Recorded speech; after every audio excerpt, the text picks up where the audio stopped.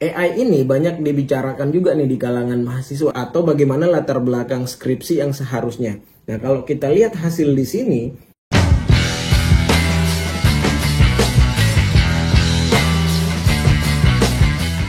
hai teman-teman, kembali lagi bersama saya di channel Diaramaku, channel yang membahas seputar skripsi, tips-tips bagaimana mengerjakan skripsi. Ya, seperti biasa, saya tidak menggunakan bahasa atau istilah yang susah dimengerti, seperti istilah-istilah ilmiah ya. Kita ngomongnya bahasanya yang sederhana-sederhana aja. Oke, kita akan membahas masalah AI lagi. Ya, sebenarnya untuk skripsi, tesis, dan lain-lain, penelitian lain-lain itu banyak banget ya AI yang bermunculan belakangan ini. Nah, kalian ini bingung memilih AI mana yang paling tepat untuk dijadikan referensi atau dijadikan acuan untuk membantu kalian bekerja. Penggunaan AI itu nggak salah, baik untuk tugas kuliah, tugas sekolah, untuk penelitian, skripsi, tugas akhir, tesis, itu nggak salah. Ya, namanya teknologi, perkembangan zaman, perkembangan ilmu pengetahuan kan tugasnya atau tujuannya untuk memudahkan kinerja kita, untuk memudahkan kegiatan kita di segala bidang. Jadi jangan salahkan orang menggunakan AI, atau saya sebagai dosen, saya tidak bisa menyalahkan mahasiswa untuk menggunakan AI dalam mengerjakan skripsinya atau tugasnya. Ya, kalau saya menyalahkan berarti kan saya melawan arus tuh. Ya jangan, bukan seperti itu ya.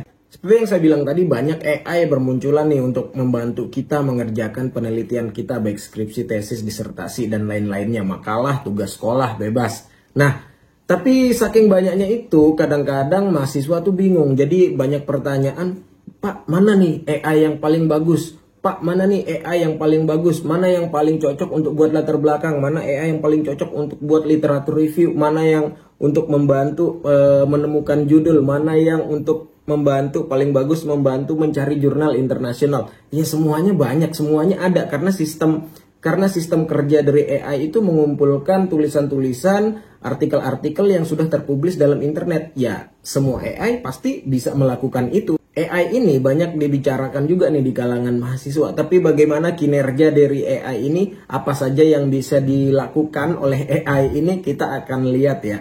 AI ini udah banyak dibicarakan ya. Buat kalian yang belum tahu, kalian coba ketik di Google perplexity.ai, langsung masuk ke websitenya.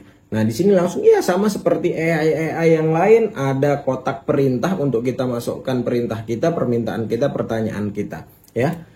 Di sini saya masukkan ya. Kita coba dulu satu contohnya bagaimana nih, apa yang bisa dilakukan oleh Perplexity ini. Buatkan saya latar belakang tentang latar belakang penelitian tentang pengaruh pola asuh, religiusitas, dan pengaruh dan pergaulan terhadap perilaku remaja usia 15-18 tahun dengan konsep diri sebagai variabel mediasi. Jangan lupa di sebelah kanan itu kalian bisa centang pro-nya ya. Jadi dia akan beralih jadi mode pro. Tapi mode pro ini hanya sementara waktu. Cuman saya nggak tahu nih, saya belum tahu berapa lama mode pro ini berlaku. Tapi centang aja, nggak ada salahnya.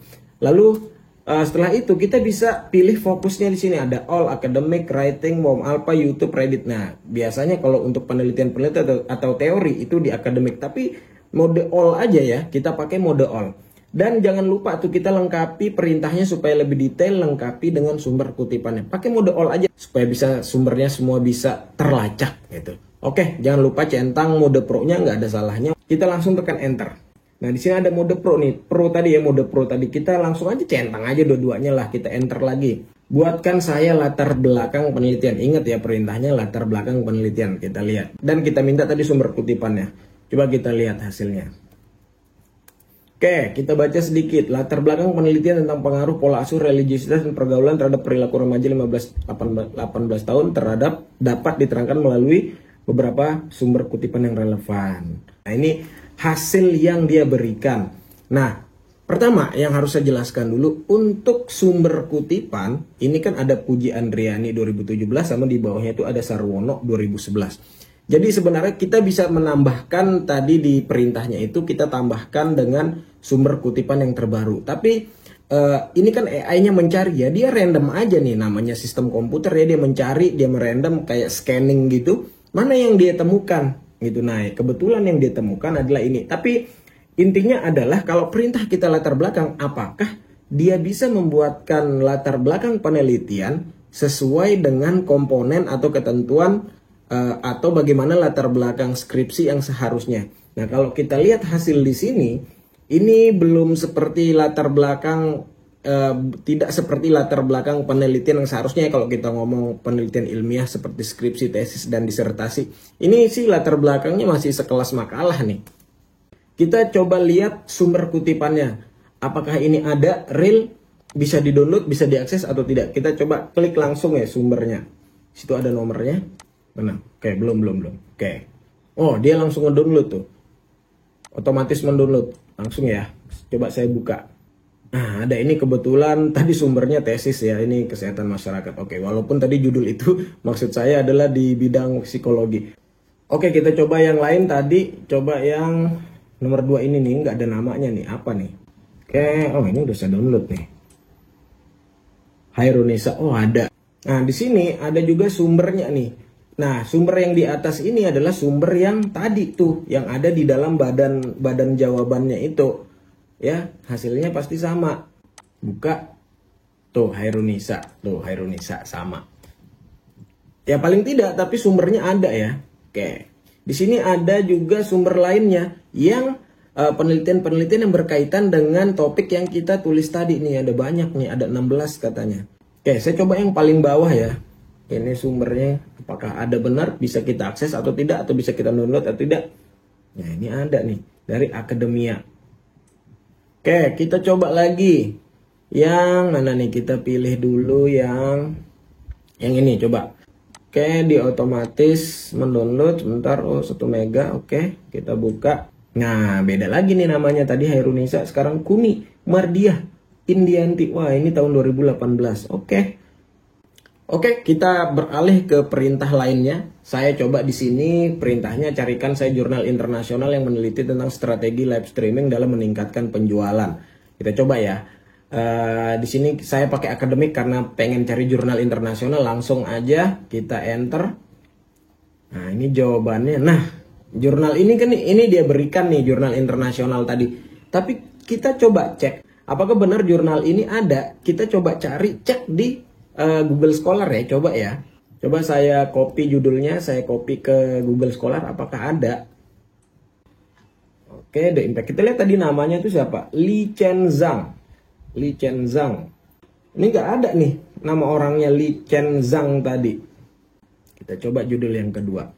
Masih kita cek di Google Scholar. Oke, tadi namanya Zhang. Nggak ada juga tuh judulnya. Nah, ini dia tidak bagus ini. Coba kita cari langsung di Google. Di Google juga nggak ada tuh the effectiveness of live streaming for sales. Nggak ada juga tuh. Nah, jadi nggak tahu ini, mungkin ada jurnalnya tapi bukan di portal yang ini ya. Tapi harusnya sih kalau kita ketik di Google harusnya langsung ketemu tuh portal mana tuh, portal jurnal mana. Tapi nggak tahu ya dia ngambil dari mana. Nah, ini dia nggak bagus di bagian yang ini nih. Tapi kalau saya ganti perintahnya jurnal tentang topik penelitian yang lain, misalnya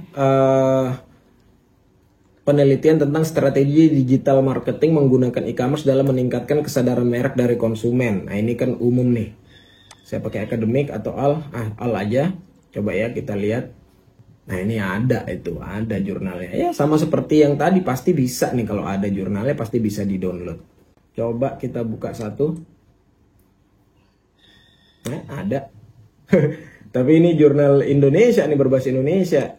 Tadi perintahnya jurnal internasional ya, tapi dia berbahasa Indonesia nih. Ya udahlah, yang penting jurnalnya ada. Ya walaupun ada hal-hal yang tidak terlalu terpenuhi oleh Perplexity ini.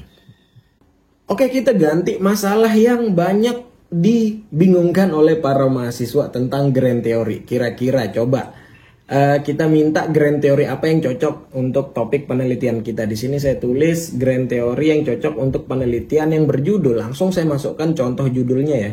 Faktor determinan dari safety behavior pada karyawan di Indonesia. Ya, kita coba. Kita coba mode akademik.